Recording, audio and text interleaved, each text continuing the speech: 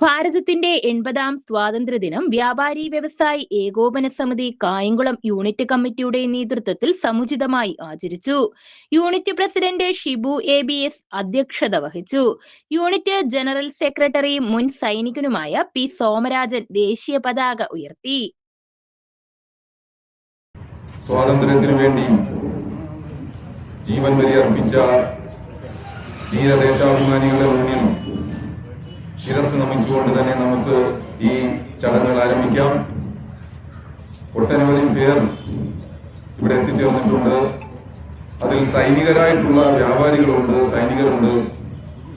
ഈ പ്രദേശത്തെയും നമ്മുടെ യൂണിറ്റിലെയും വിവിധ ഭാഗങ്ങളിൽ വ്യാപാരം നടത്തുന്ന വ്യാപാരികളുണ്ട്.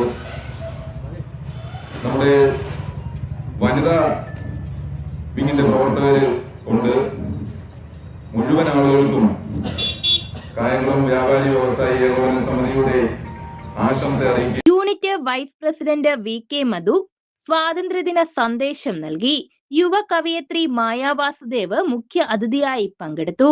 വിട്ടളദാസ്, അബുജനത, സലീം അപ്സര, സജു മറിയം, ആരിഫ് അനൂസ്, നാഗൻ രാജാസ്, SK സുബൈർ, പ്രദീപ് കുമാർ സ്വപ്ന, ദേവസി, പ്രവീൺ കുമാർ H, നവാസ്, സക്കീർ ഹുസൈൻ, നാദിർ ഷാ, കൃഷ്ണകുമാർ രാംദാസ്, ബിനിൽ, കൃഷ്ണകുമാർ ചിലങ്ക, മുരളീധരൻ സുരഭി, സന്തോഷ് കിണി, ജലീൽ ബൂഫ്രിയ, കുഞ്ഞുമോൻ ശിങ്കാർ, ഫൈസൽ സഭ, ഫൈസൽ ടിയാറ തുടങ്ങിയവർ ആശംസകൾ അർപ്പിച്ചു.